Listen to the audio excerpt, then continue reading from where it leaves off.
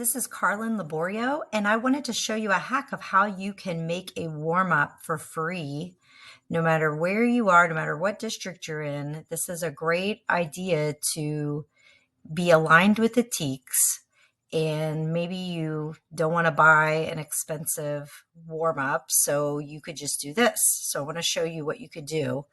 And so let's say you have my resource that costs $10. And you have this is for fourth grade, but I have these for every grade. So let's say you have this fiction $10 resource, okay?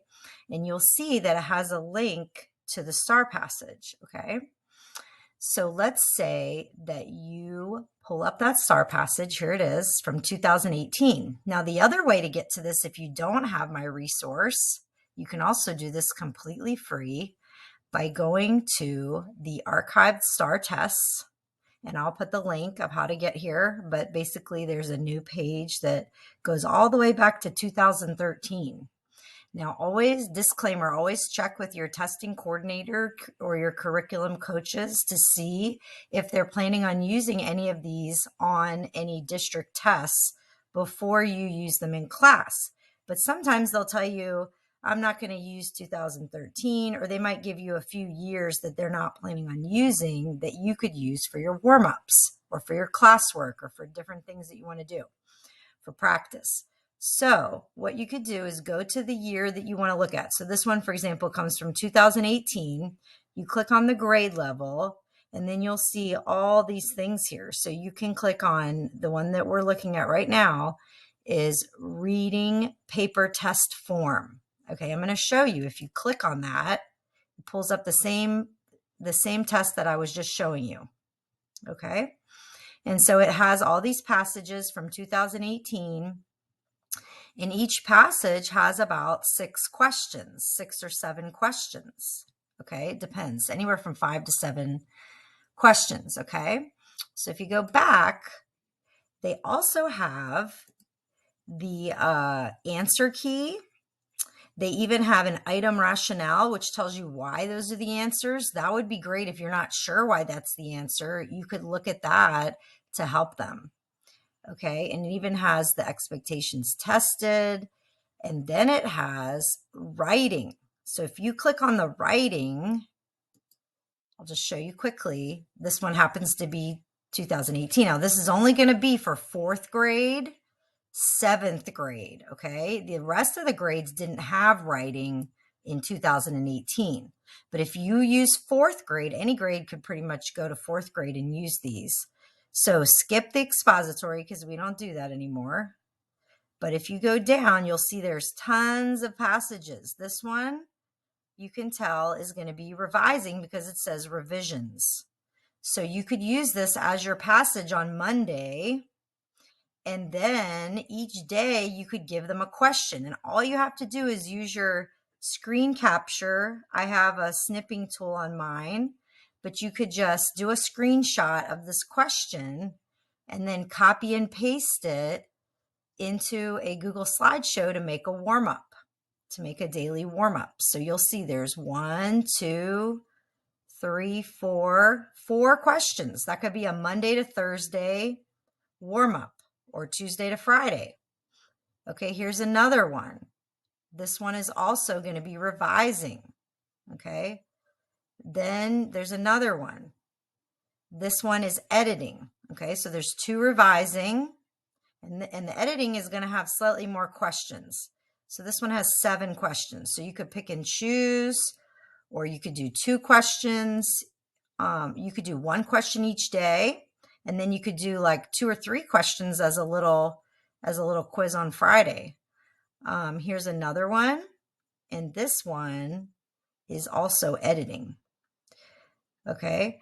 So these would be free warm-ups that you could do. And all you have to do, so I'm going to show you Winn-Dixie, and I'm going to kind of talk about the reading. So how you could do this. Let's say your students are extremely low and they're really struggling, okay, hypothetically. So what you could do is you could start off by doing this as your read aloud on a Monday, okay? You could read them. It's about 2 pages. You could read them this passage as your read aloud on Monday. And then you'll see in this resource, it comes with a little anchor chart to talk about fiction. It has a Foursquare, so you could be talking about all of these different things. It even has the answer key to help you as a teacher. So you could be filling this out with your students, or what you could do is on, Tuesday or Wednesday, you could have your students work in groups after you've read them the story. They could fill out the characters and their personality based on what they read. And then you give them about 5 minutes, 5 or 10 minutes to do this, and then stop. And then you can be walking around and conferencing with each group while they're doing that.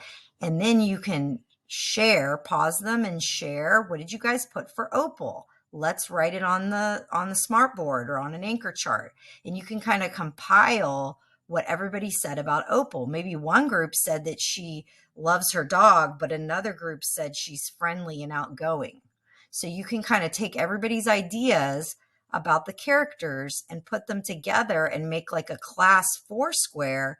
But meanwhile, they are collaborating and working in groups to do these little chunked parts. You could do the first box together. Remember, that top left box is the one you do before they even read anything. That's like the preview strategy. So you could model that and help them with that. Then they could do the characters in a group. Then they could do the problem and solution. And then you could share the point of view and the message, and then share. Okay. And then class is over. The next day, you could even give them an ECR question. There are 3 to choose from.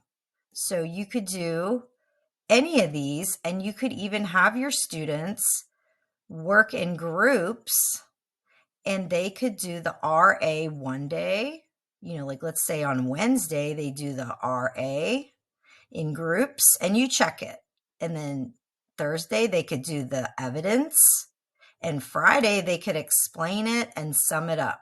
And then they've written an ECR in groups. And there's even samples and a color coding activity in this resource with the answers.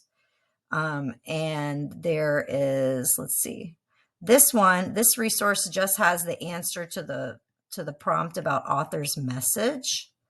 Okay, which is going to be ECR number 1.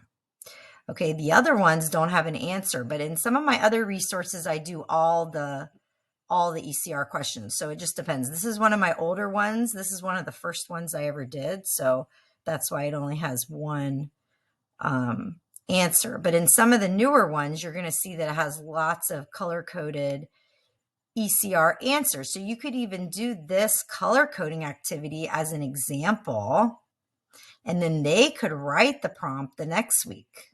Okay, so that gives you lots of ideas of what you could do when you're doing your mini lessons. This would be kind of during your whole group mini lesson time.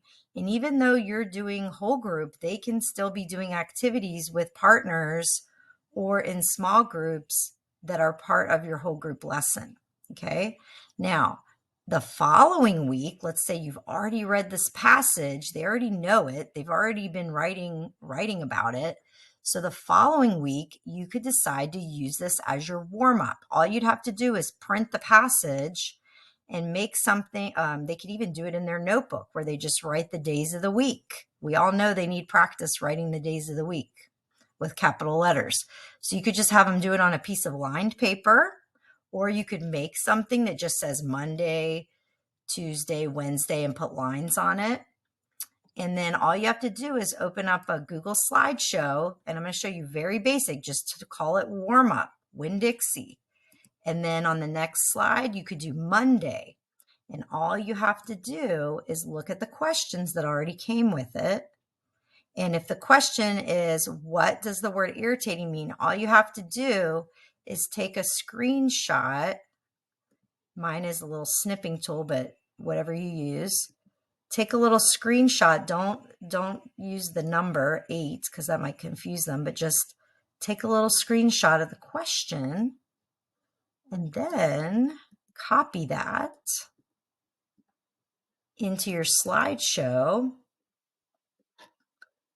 and there is your open-ended question for Tuesday. That's all you have to do. You can make it look pretty, you can make it look cute, or you could just keep it very simple. Okay. And so Monday they're answering this, and you could even model how to do it, or they could do it in pairs. And I would recommend doing a lot of modeling, especially at the beginning of the year, and especially if your kids are pretty low.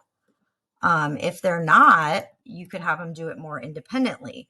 But the idea is you would kind of start them off. You might want to even give them a sentence starter. So you could say, we're going to use the words in the question to answer this. We're going to start with, in paragraph 4, the word irritating means, and you could even put that on the board, and then they have to copy that, and then they have to answer it. So giving them those sentence starters, that's a scaffold that you can do to help them. And as the year goes on, they're going to get better and better at writing these without those sentence starters. But this is great practice.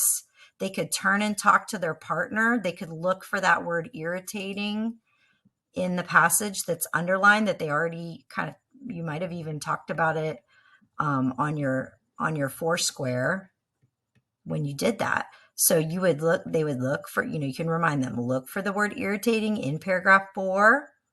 What is your context clue word in the sentence? You can even model this and show them. Screamed. She screamed. Gertrude, in an irritating voice. What would that word irritating mean? Can you think of a word that could mean the same? And then you have students share out. Maybe one student says annoying. Another student says, a word that means annoying. And then you get all these different ideas and you say, yeah, you're all right. And then you model how to answer that question. And then they can write it with you. They could do it in pairs, and then you can share out, what did you guys get? And as you're walking around the room, you're checking. Did they put capitals?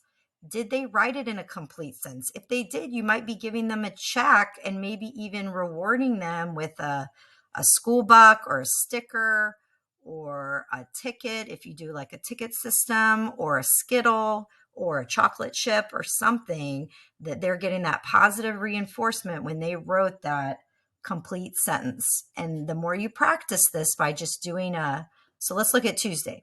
The conversation between Opal and Otis in paragraphs 10 through 18 suggests that Otis is blank. So it's already giving them the sentence starter.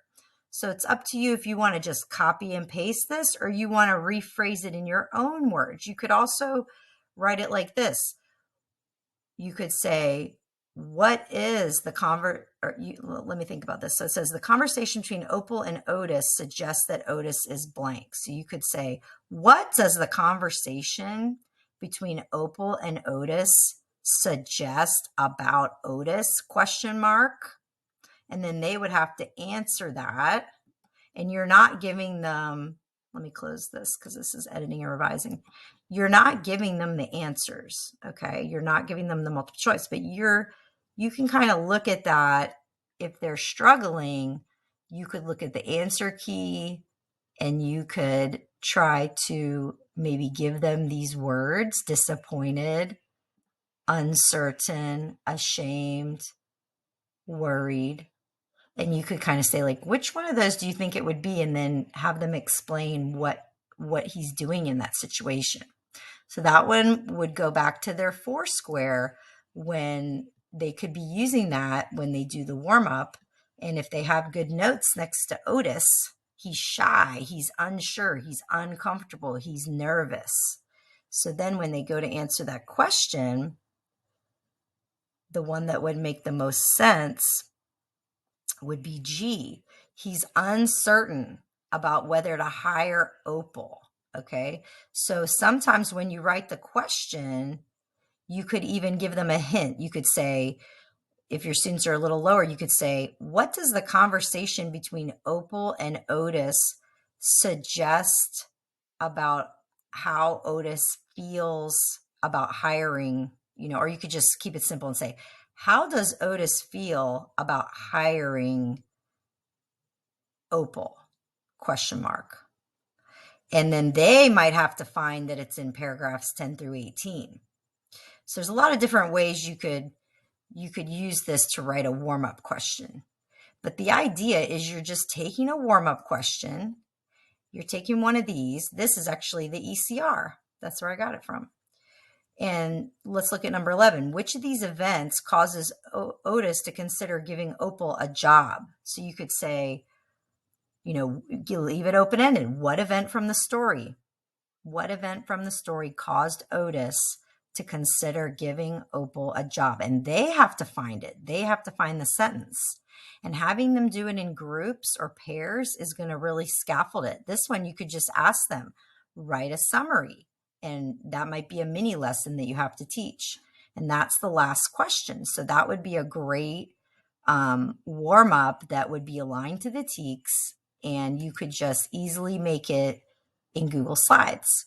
No matter what resources your district has, everybody has access to this. So again, check with your district, but this would be a very high rigor activity where they would be reading, doing the Foursquare, answering questions, and then doing the ECR.